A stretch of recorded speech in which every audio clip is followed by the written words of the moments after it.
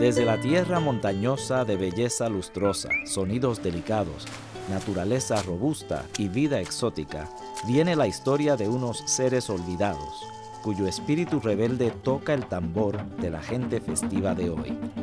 Los descendientes de la olvidada tribu taína siguen íntegros, rindiendo un tributo solemne a los hombres y las mujeres de Jayuya, Puerto Rico, quienes lucharon por mantener viva su identidad.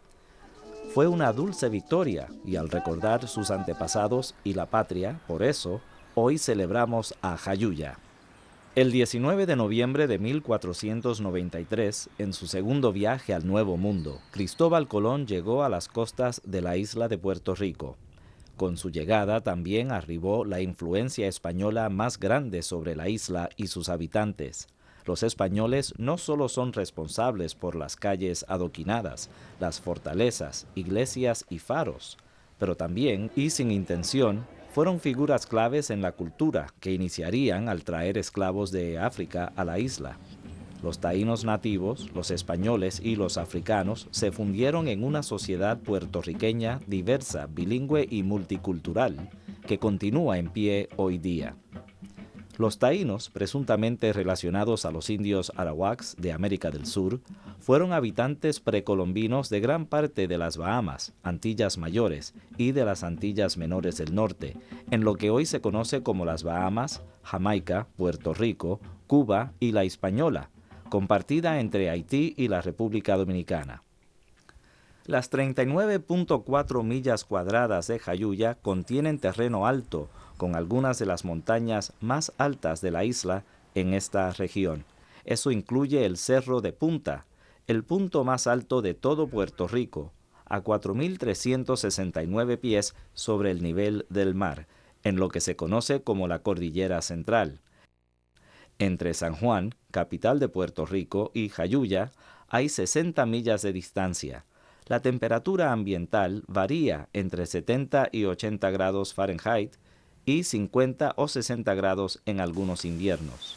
El nombre del pueblo se deriva de Ayuya, el cacique taíno, quien gobernaba con gran autoridad en su territorio central. Lo único que sabemos es que en el 1513 vivía en Jayuya. De acuerdo a las crónicas, había un cacique mayor que era Guaybana. Los taínos vivían en bohíos, vivían prácticamente de la agricultura, de la pesca y la recolección también de diversos productos, ya que Puerto Rico es muy pródigo.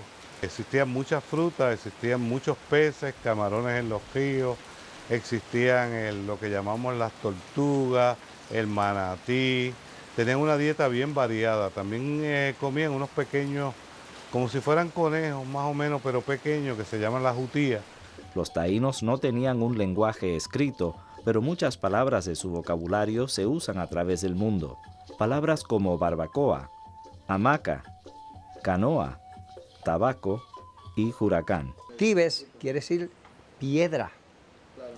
Entonces fíjate cómo esa palabra se quedó. Coabey, jauca, collores, mameye, todas esas palabras se quedaron en el pueblo, se fueron transmitiendo poco a poco. Hoy día hemos descubierto nuevas a través de las crónicas, pero la inmensa mayoría se quedaron.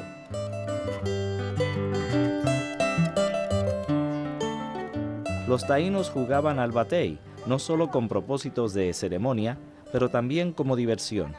Y esa plaza o batey, en algunos casos, tenían unos camellones en piedra y ahí jugaban ese juego con una bola que hacían de raíces. Esa bola de raíces y de goma, que ellos, los españoles, cuando la vieron, se sorprendieron por lo mucho que rebotaba. Ellos no conocían el caucho todavía. Ese juego es más bien una mezcla de soccer y voleibol. Y era pasar, básicamente consistía en pasar la pelota de un lado de la cancha a otra, o de un lado del batey al otro lado. El truco era pasarlo sin que tocara el piso, ni que cayera el piso, y también sin usar las manos.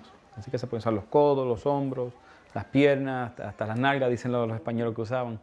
Pero se hace un poco más complicado cuando uno considera que están en bolas sólidas, no llenas de aire, sino sólidas de goma, con raíces y otras cosas. El 12 de octubre de 1492, Colón halló a los taínos en las Bahamas y se dice que escribió lo siguiente sobre estos nativos gentiles. Hicieron intercambios con nosotros y nos dieron todo lo que tenían, de buena fe. Tomaron gran gusto en complacernos. Son muy gentiles y desconocen el mal. No quieren matar ni robar. Su Majestad podría creer que no hay mejor gente en todo el mundo.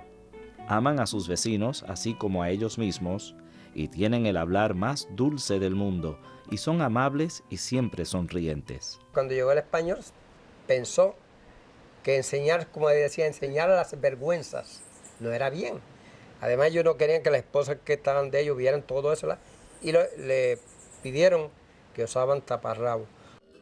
Los taínos contaban con gobernación justa en términos de género. Su cacique podría ser hombre o mujer. Recibían consejos de los boiques, los líderes espirituales que poseían poderes curativos y que se comunicaban con sus dioses, los semís. La contribución española a los taínos fue negativa, obviamente. Fue brutal hasta cierto punto, como cualquier otro imperio, pero fue bastante brutal. Lo primero que impactó fue el sistema social de los taínos. Sobre todo, la religión eventualmente cambia mucho por la cuestión cristiana. No es que desapareció, pero cuando le cambian la cosmovisión, la visión del mundo, que es lo que sustenta el resto de la cultura, pues le cambian esa visión, pues la visión del resto de la cultura también decae. Aunque fueron convertidos a la cristianidad, los africanos cautivos no abandonaron del todo sus prácticas religiosas. La santería es una religión creada con las diversas imágenes provenientes de la Iglesia Católica y las del grupo étnico nigeriano Yoruba. Se dice que cuando los africanos llegaron al Caribe por primera vez, llegaron en libertad junto a los españoles, pero mientras los taínos declinaban como mano de obra, los africanos se convirtieron en esclavos de la isla, así como en otras partes del Nuevo Mundo. Los primeros africanos que llegaron a Puerto Rico vinieron con los conquistadores españoles, que ya estaban en España y llegaron como conquistadores también. En Puerto Rico, los esclavos taínos se unieron a los africanos para alzarse contra la esclavitud en el 1514, pero la abolición de la esclavitud no sucedió en la isla hasta el 22 de marzo de 1873. Con los africanos, ya cuando llegan los primeros esclavos, ya eran poco los indígenas que quedaban, y como eran esclavos y ya los indígenas la estaban acumulando, lo estaban poniendo en indieras o pueblos indígenas, ya la interacción no fue tan grande, no hubo mucho como en Cuba, por ejemplo, que sí que hubo algo de interacción, o en las Antillas Menores. La mezcla de las culturas se hizo evidente cuando los españoles y los africanos libres convivieron en la sierra, como en las montañas de Jayuya. Se dice que la comunicación en español se les hizo fácil a los nativos y a los africanos por igual. El matrimonio unió las culturas y a los recién nacidos se les bautizó con nombres españoles.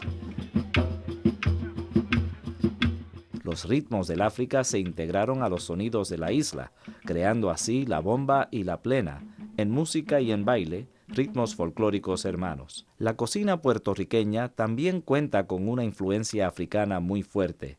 Los pasteles son pelotas de carne colocadas en masa hecha de plátanos verdes, envueltas en hojas de plátano. La receta viene de las mujeres africanas en la isla, basada en productos de origen africano. Esa influencia africana se ha tejido con las nativas y las españolas en la cocina puertorriqueña. Bueno, los españoles trajeron el ganado vacuno, la vaca, el toro, trajeron puercos, cabros, gallinas, todo tipo de animal que conocemos hoy día. Según cuenta la leyenda, la admiración de Colón hacia los taínos no fue duradera. Dice la historia que en su segundo viaje, Colón exigió homenajes de los taínos. Cada adulto mayor de 14 años de edad tenía que entregar oro o 24 libras de algodón cada 3 meses. De acuerdo a las crónicas, ellos los trataron muy bien. Era un pueblo hospitalario. También pensaron que los españoles eran algún tipo de dios que llegó de otro lugar, llegaron prácticamente de otro planeta. Dominaban el metal, que ellos no lo dominaban, tenían armaduras, caballos. Pues lo vieron y se pensaron que eran unos seres divinos. Los españoles esclavizaron a los taínos y muchos de los nativos murieron como resultado del tratamiento que recibieron, al ser obligados a trabajar en las minas de oro y en la construcción de fortalezas. Muchos de los indígenas murieron tanto por el tratamiento cruel que recibieron, como también por la epidemia de viruela que impactó al Caribe. Se dice que algunos abandonaron las islas, pero otros resolvieron su destino con el suicidio. Los indios fueron mucho más valientes que lo que somos todos nosotros. Ellos prefirieron morir antes de entregarse. O sea, se suicidaban, mataban los niños antes que nacer, pero nada que nacieran bajo el yugo del español. Aunque no se ha llegado a una causa definitiva, pero probablemente una combinación de estas condiciones dañinas condujo a la primera rebelión taína. El 7 de septiembre de 1513, Juan Ponce de León, quien fue nombrado gobernador de Puerto Rico por la corona española, envió tropas dirigidas por Alonso Niño y Alonso de Mendoza para acabar con los taínos rebeldes. Cuando la milicia española llegó a la villa del cacique Ayuya, los soldados allanaron y quemaron la villa y eliminaron a sus habitantes. Los taínos que sobrevivieron fueron aprisionados y posteriormente esclavizados. Algunos trabajaron en las minas y otros fueron enviados a España para ser vendidos. Calentaban el carimbo y los marcaban en la frente con la F de Fernando el Católico, como que eran súbditos de Fernando. Mataron muchos de ellos y tomaron las mujeres de los indios también. El propósito del español era enriquecerse. Así que mientras los indios ingenuamente le daban la bienvenida y lo veía como unos seres especiales,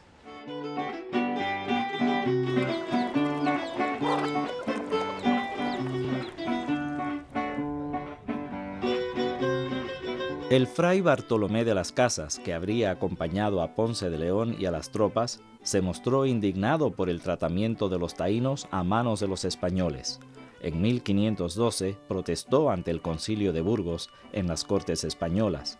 Luchó por la libertad de los nativos y logró afianzar sus derechos. De acuerdo con La Historia de las Indias del 1561, un escrito de Fray de las Casas indica que habrían entre 100,000 y 1,000,000 de taínos antes de la conquista española. Bartolomé de las Casas era un religioso español que fue defensor de los indios en Puerto Rico, igual que Fray Antonio Montesino.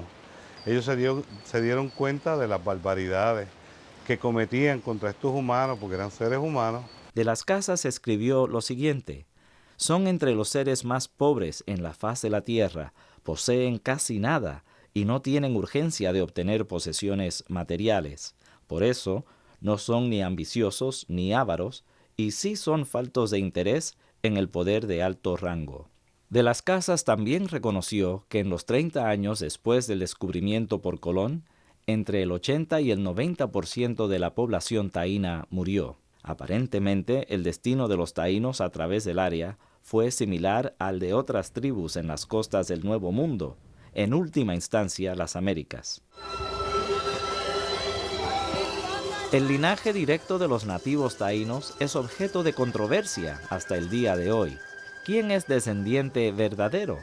¿Viven aún descendientes auténticos de los taínos? No fue que los indios desaparecieron, los historiadores los invisibilizaron, no se dieron cuenta de que estaban ahí, pero estaban invisibles.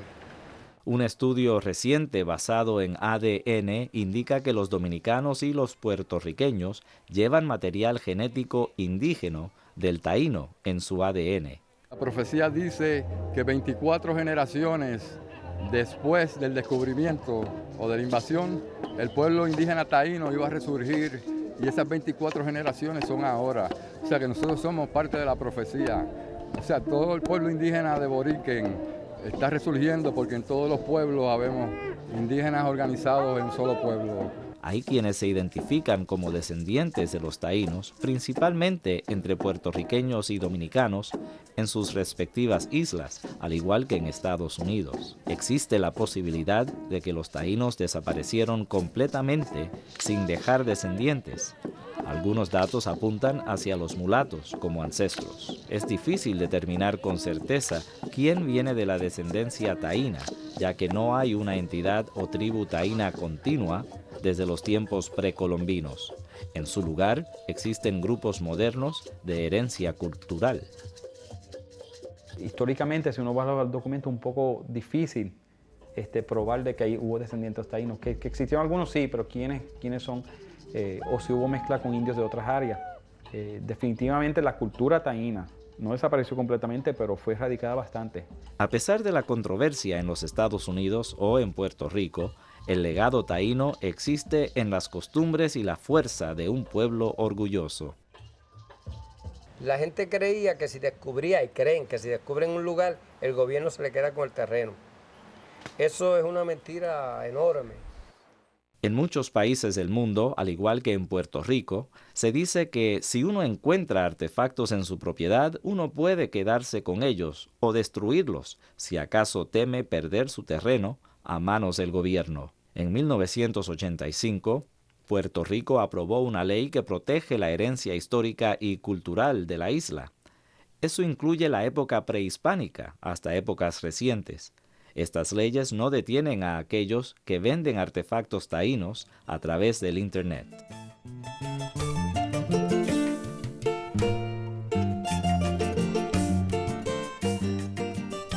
Entre los héroes en la historia de Jayuya se encuentran don Eusebio Pérez del Castillo, un español muy rico y poderoso, y don Julio Grau Batlle, quien fue alcalde de Jayuya antes de que el pueblo fuera oficialmente fundado. En el 1853, Pérez del Castillo estableció la Hacienda Gripiñas. Esta plantación cafetera formó parte importante del sector agricultural de la región durante la segunda mitad del siglo XIX. La casona principal de la hacienda fue restaurada en el 1974 y desde entonces ha servido de hospedaje o posada. El molino azucarero Santa Bárbara también fue construido por don Eusebio Pérez del Castillo en 1860, pero como plantación cafetera. En el 1909, la plantación cambió de dueño y se convirtió en cañaveral. Algunas partes del terreno quedaron para la siembra del café. La única estructura que queda en pie hoy día es una chimenea alta, el símbolo de una época pasada en la vida de este pueblo. Vamos a enseñarles lo que es el tiple a esta gente. Con la Guerra Hispanoamericana de 1898, España entregó a Puerto Rico a los Estados Unidos por medio del Tratado de París de ese año. Estados Unidos tomó las instituciones y la participación política de la isla. Al principio de los 1900, justo antes de que Estados Unidos tomara control de Puerto Rico, la mayoría de la gente puertorriqueña favorecía la independencia. Pedro Albizu Campos se graduó de Harvard y fue abogado, además de servir como segundo teniente en el ejército estadounidense durante la Primera Guerra Mundial. En el 1924 se unió al Partido Nacionalista Puertorriqueño y fue nombrado vicepresidente del partido. El Partido Nacionalista se organizó el 17 de septiembre de 1922 y su objetivo principal era la independencia de Puerto Rico. El 11 de mayo de 1930, el doctor Pedro Albizu Campos fue electo presidente del Partido Nacionalista Puertorriqueño. Para 1934, don Pedro Albizu Campos, que era el líder nacionalista de Puerto Rico, desde el 32, pues vino a defender y a hablar con los obreros de la caña que trabajaban en la Central Santa Bárbara. Y vino a defender a estos obreros porque las uniones no los estaban defendiendo. Las uniones estaban a favor del patrono. Y es una época muy difícil, es una época de muchas luchas.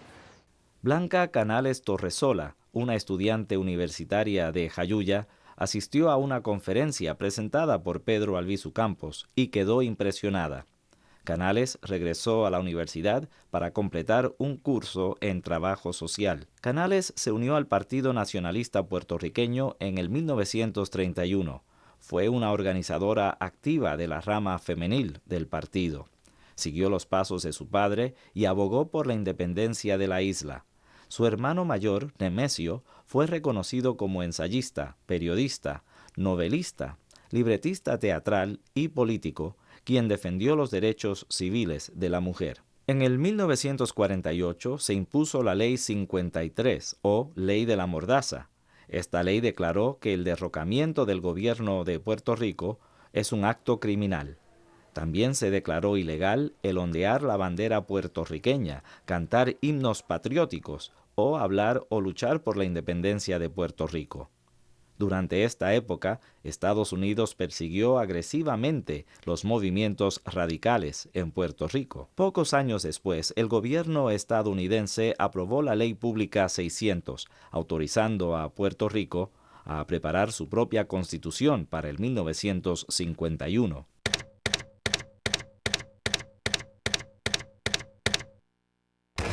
Bueno, la Revolución Nacionalista de 1950 era un acto más bien de reclamar la atención mundial al problema colonial de Puerto Rico. Y se da en esa coyuntura porque ellos entendían que con la Ley 600 que se estaba estableciendo, Puerto Rico no iba a alcanzar su soberanía, su independencia. Y aunque estaban abocados a perder porque pelear contra el ejército más grande que había quedado después de la Segunda Guerra Mundial, que era el ejército norteamericano, la potencia mundial número 1 en este lado del hemisferio, pues era una guerra perdida prácticamente. Los Estados Unidos habían convertido a Puerto Rico en una fortaleza militar. El Partido Nacionalista planificaba una revolución que sucedería el 3 de noviembre. La idea era de confundir a los votantes al momento de decidir en torno a la primera constitución de la isla. Pero Albizu Campos se vio forzado a dar la orden y comenzar la acción revolucionaria el 26 de octubre de 1950, en reacción a la preparación del gobierno y la policía. 8 de la mañana ya estábamos allí en Casablanca. Yo tuve que estar más temprano porque había que arreglar unas armas con otros muchachos más. Y las teníamos escondidas por la orilla del río, por allá. Y ahí, pues, preparar bombas molotov, porque no teníamos armas suficientes para la lucha.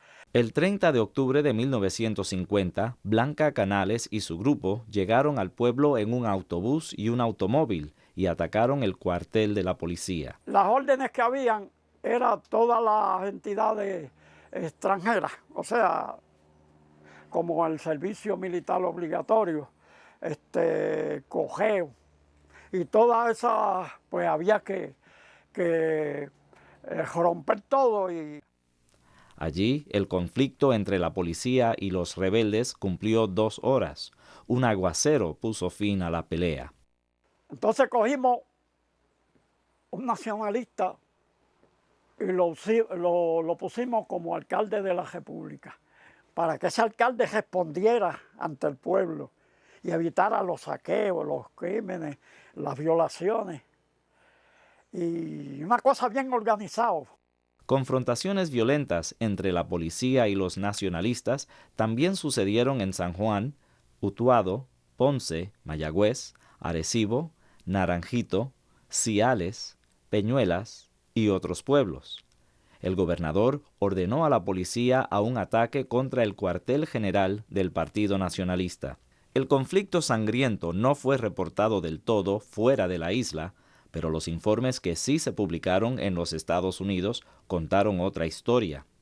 Blanca se subió a una farmacia, que le decían la farmacia de Guillermo Hernández. Se subió a los altos y allí enarboló la bandera puertorriqueña y proclamó la República. Blanca Canales Torresola, con arma en mano, comenzó su discurso, inspirando a todos los que escuchaban al gritar ¡Que viva Puerto Rico libre!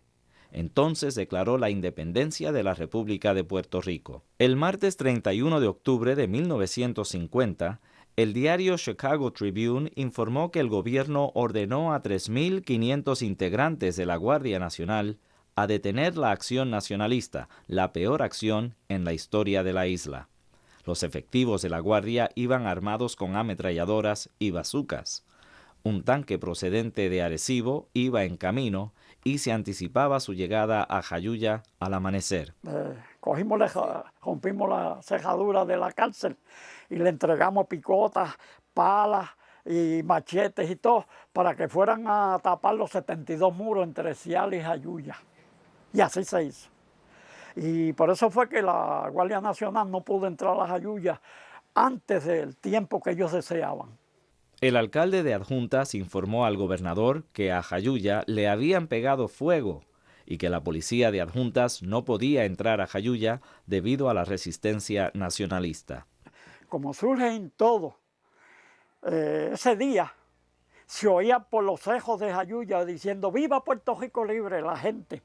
Después cuando vino la Guardia Nacional no fue lo mismo, porque la gente las tenían amedrentadas. Aviones bombarderos y artillería terrestre atacaron en Jayuya. Aunque parte del pueblo quedó destruido, esta acción militar no fue noticia fuera de Puerto Rico.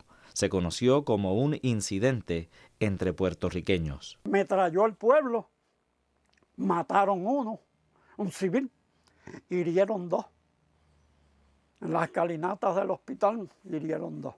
Y mataron uno en una finca, que no tenía nada que ver con la revolución.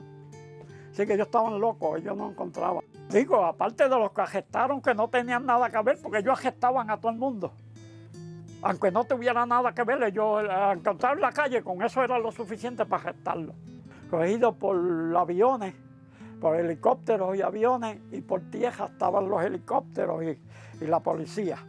Pues así pudimos llegar hasta el Bajo Coabey, la casa de mi papá y mi mamá. Ahí comimos la última comida y solamente pudimos balancearnos encima como pudimos, y a lo último pues Helio tuvo que entregarse. Y al entregarse Helio, pues entonces como aparece ahí, donde aparece Helio por una esquina entregándose, pues los demás estaban regados y los otros 9 hicimos acercamiento a Helio, que no fueran a matar a Helio y nosotros no poder hacer nada por él. Y ahí nos arrestaron. Entonces nos llevaron a la misma tejaza donde Blanca enarboló la bandera de Puerto Rico. Y ahí nos sacaron, nos tuvieron toda la noche así, de espaldas, y entonces con bazucas en las espaldas. El 70% del pueblo de Jayuya quedó destruido y la Guardia Nacional se movilizó de inmediato para tronchar el ataque y retomar control del pueblo. Aparte de los que arrestaron que no tenían nada que ver, porque ellos arrestaban a todo el mundo. Aunque no tuviera nada que ver, ellos encontraron en la calle, con eso era lo suficiente para arrestarlo. Hubo muchos heridos por las balas de la Guardia Nacional, porque prácticamente estaban disparando desde los aviones hacia el pueblo. Y toda la gente salió despavorida a refugiarse en diferentes lugares. Y todavía en algunos edificios se pueden ver las balas, las huellas de las balas. Y realmente tuvo que ser atejador para mucha gente. Hirió a personas que estaban, y a niños y todo. Y fue algo un poquito cruel en ese momento. Y nosotros nos entretuvimos por mucho tiempo con los casquillos, jugando con los casquillos de las balas, porque eran cientos y cientos y cientos. El diario Los Angeles Times también informó que el gobernador de Puerto Rico, Luis Muñoz Marín, dijo a la prensa que la situación está bajo control. En su mensaje le pidió al pueblo que estuviera alerta y a la vez calmado. Manténganse serenos, pues no hay peligro de que sus libertades democráticas sean perjudicadas por estos fanáticos. Entonces, pues, habían detectives, policías, que se dedicaban de ir casa por casa a decir que tuvieran cuenta con nosotros, que nosotros éramos gente peligrosa, que nosotros no podían ellos confiar en nosotros. Antonio Cruz Colón sirvió 22 años en prisión por sus acciones y creencias. Albizu ya sabía, la revolución en Puerto Rico no tuvo significado alguno para el mundo y quizás por eso ordenó el asesinato del presidente Harry Truman. Albizu quería que el mundo supiera que Puerto Rico era una colonia de Estados Unidos. El 1 de noviembre de 1950, 2 días después del comienzo de la revolución en Puerto Rico, Oscar Collazo y Griselio Torresola planearon asesinar al presidente Truman. El presidente se hospedaba en la Casa Blair, mientras la Casa Blanca se sometía a una remodelación. Collazo y Torresola fueron a la casa Blair y comenzaron a disparar.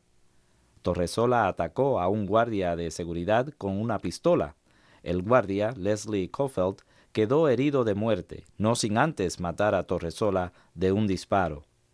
Collazo fue acusado de homicidio en primer grado y cumplió 29 años en prisión.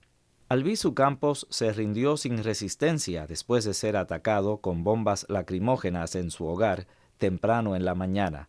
Colgó una toalla blanca sobre una escoba por una ventana de segundo piso y salió hacia la calle tambaleando. Cientos de nacionalistas fueron detenidos y encarcelados. Al fin del segundo día, el gobernador Muñoz Marín dijo que la peor revuelta en Puerto Rico desde que los Estados Unidos tomó posesión de la isla estaba bajo control completo.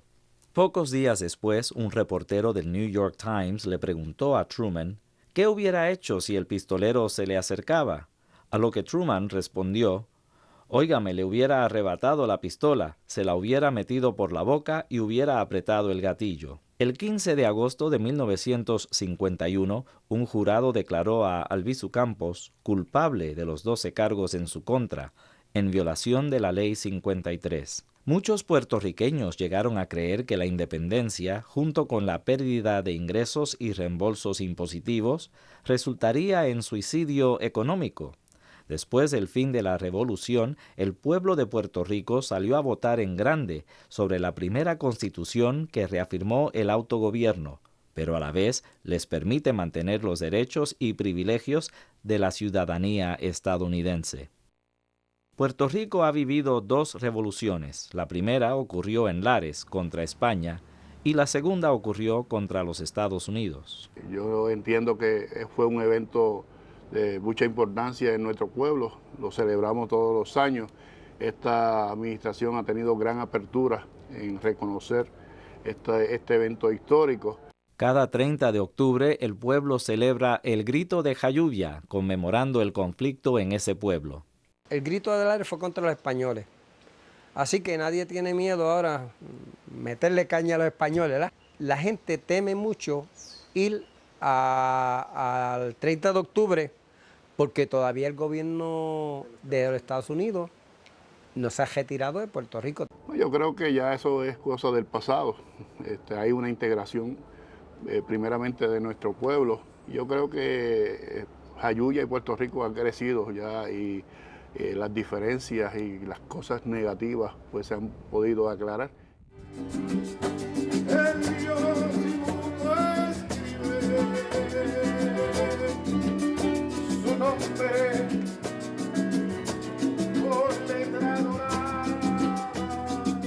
Los inicios de este pueblo de gran valor histórico se remontan al 1878 con la Declaración de Independencia de Utuado en marzo de 1911.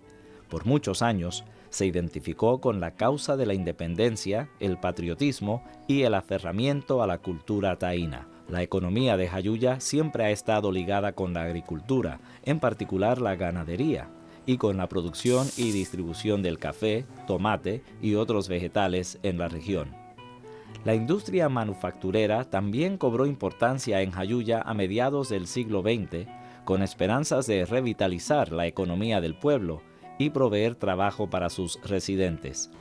Hasta la fecha, empresas farmacéuticas grandes como Baxter y Abbott tienen negocios en el área que cuenta con una población de 17,000 personas. Entre los lugares que un visitante no debe faltar al pasearse por Jayuya se incluye el Museo del Semí, que recoge artefactos del taíno nativo.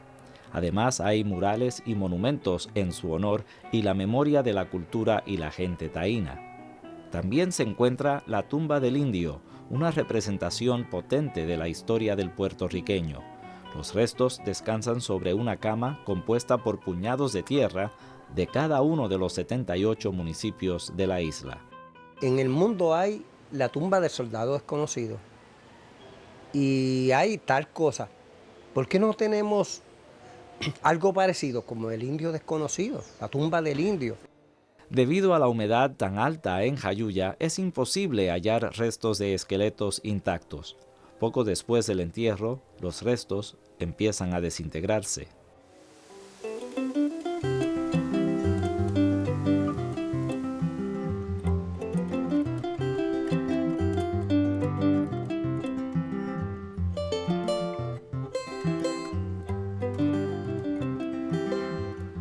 Nemesio Canales nació en el campo verdoso del barrio Coabey, en Jayuya, el 12 de diciembre de 1878. Su trabajo, con su tono jocoso, pone atención a la defensa de los aspectos culturales, sociales, filosóficos y políticos de la sociedad puertorriqueña. En Jayuya se colocó una estatua de Nemesio Canales, producto del conocido escultor puertorriqueño Tomás Batista.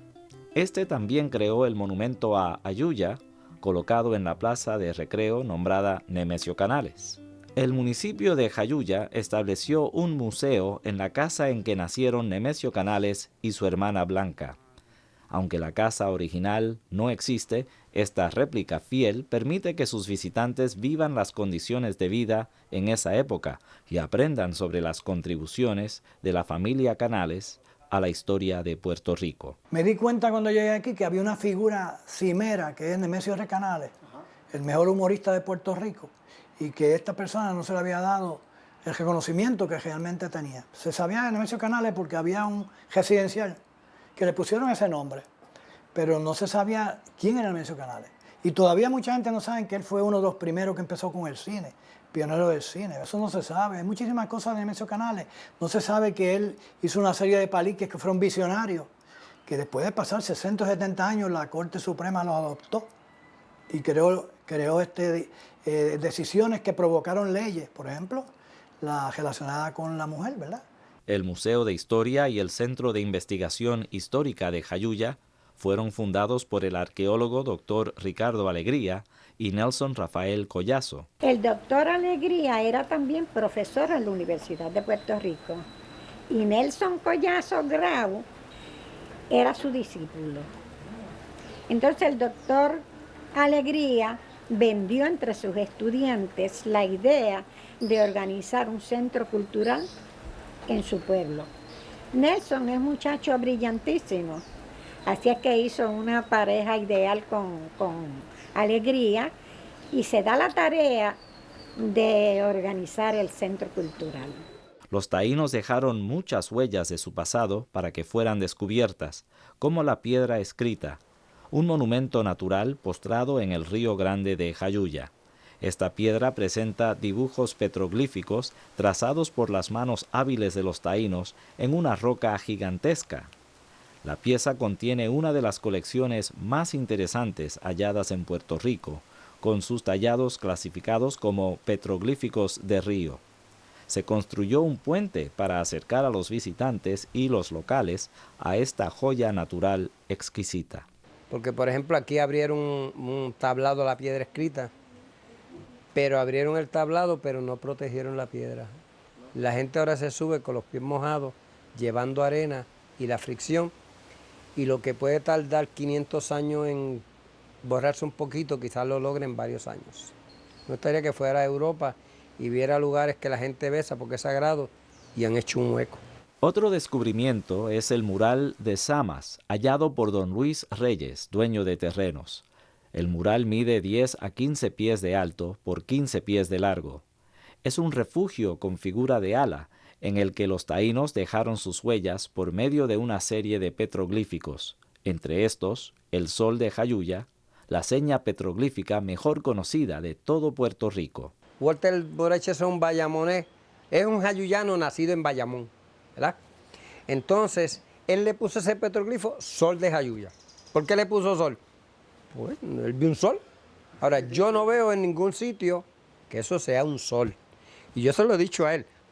Y decir que eso no es un sol hoy día, aunque no lo sea, que yo creo que no lo es, aunque no, ya es el sol, ya se quedó. Por lo tanto, yo no descarto nada lo que sea, porque yo no sé lo que significa ese petroglifo. Yo sé que ese petroglifo es el sol de Jayuya, porque ya así se bautizó.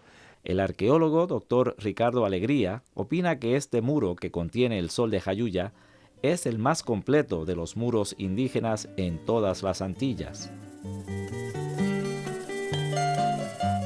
Pero ocurre un hecho y es que nos interesamos en hacer el primer monumento en Jayuya, mejor dicho, en Puerto Rico, que se erige a la raza indígena. No había un solo monumento en Puerto Rico. Al indio taíno estaba totalmente olvidado. Y nosotros dijimos, vamos a hacer el primero en Jayuya.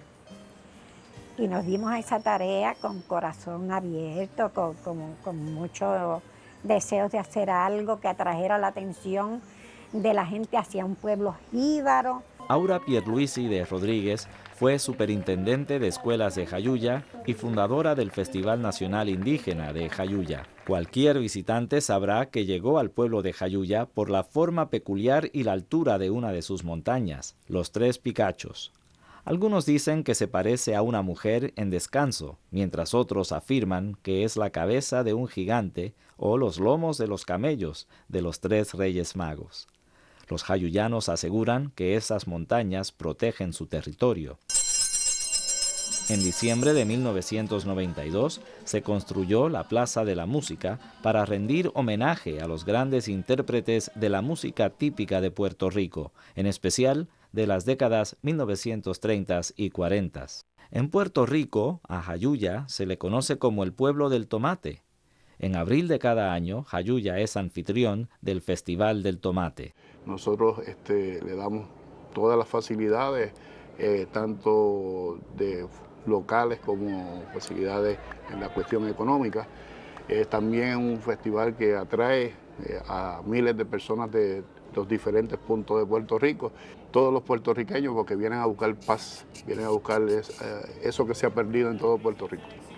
El Festival Nacional Indígena de Jayuya es uno de los festivales folclóricos mejor conocidos en Puerto Rico. Fue establecido en el 1969 por Aura Pierluisi, Walter Murray Chiesa y Nelson Rafael Collazo. Es organizado y apoyado por el Centro Cultural de Jayuya, el Instituto de Cultura Puertorriqueña y el gobierno del municipio. Se celebra cada año cerca de la conmemoración del descubrimiento de Puerto Rico, el 19 de noviembre. Este festival ofrece varias actividades que recrean el estilo de vida del taíno, tales como la selección de la reina indígena, la feria artesanal, recreaciones de kioscos que se asemejan a un pueblo indígena, exhibiciones, juegos de batey y bailes nativos. El festival lleva más de 40 años de existencia. Que el Festival Nacional Indígena de Jayuya vino para quedarse. Lo demanda el público.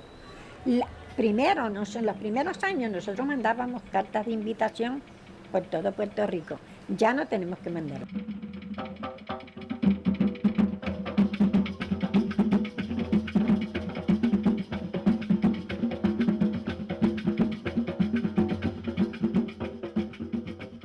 A Jayuya se le conoce por sus artesanos, quienes hacen todo tipo de arte en madera. Algunos de los mejores artesanos en Puerto Rico vienen de Jayuya. Don Gonzalo González, productor de canastos, fue uno de los primeros artesanos de ese pueblo.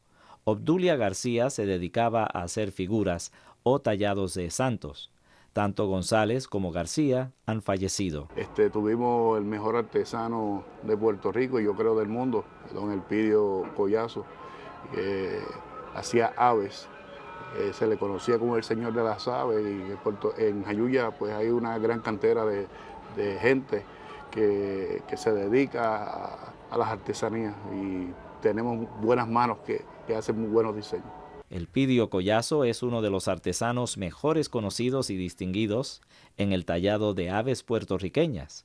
Después de su muerte en el 2007, su hija Graciela continúa practicando su arte. Que es una persona pues que dentro del marco artesanal fue muy reconocido en esta isla, que aportó un gran desarrollo al medio artesanal en Jayuya. Fue el primer tallista de aves. Mi papá empieza a ver lo que eran los petroglifos, lo que era el tallado en piedra, y él se hace esta pregunta: ¿cómo aquel antiguo poblador que no tenía herramienta podía trabajar la piedra?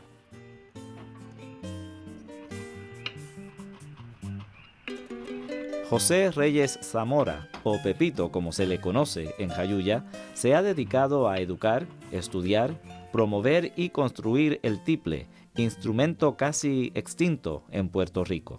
Mi esposo me regaló un tiple y cuando hice una investigación me di cuenta que del tiple aquí casi no se conocía, y desde esa fecha, que podría situarla allá de 1980, antes de retirarme, ya yo estaba investigando el tiple y haciendo entrevistas, leyendo y yendo por distintas partes de la isla, consiguiendo los poquitos tiples que nos quedaban.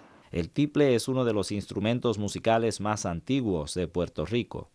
Reyes Zamora y su esposa imparten clases y hasta escribieron un libro sobre el tiple y cómo construirlo. Según explica Reyes, el instrumento se remonta al siglo XVIII y se cree que proviene del guitarrillo español. Nunca hubo un estándar para fabricar el tiple y como resultado existen muchas versiones a través de la isla.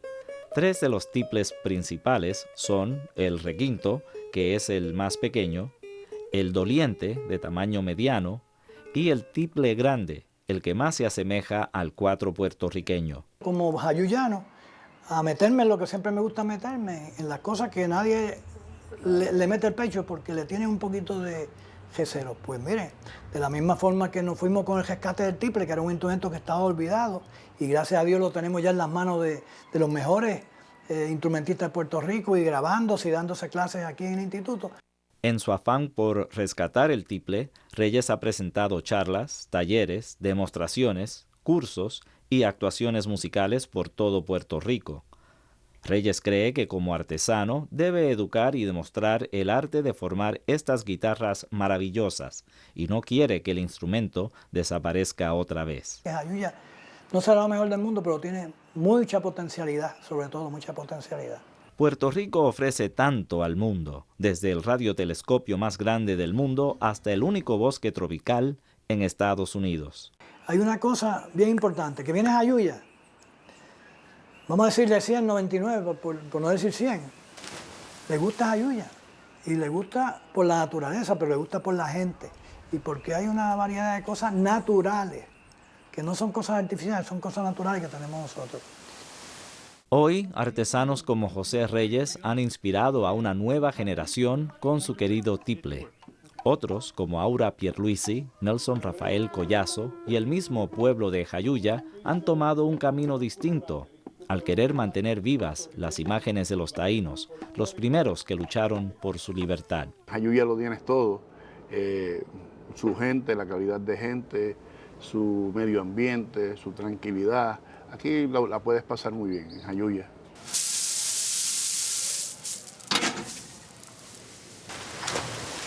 En Jayuya usted puede hallar lo que desea, desde su gente hasta la tranquilidad de su ambiente. Al visitar, el turista hallará varios lugares históricos, vistas espectaculares y el trabajo de artesanos. Escuchará la música y vivirá los festivales que llenan la isla todo el año. También apreciará los petroglíficos que dejaron los nativos en esta sección de la isla. Un pueblo muy bueno y de mucha amabilidad y de mucha buena gente.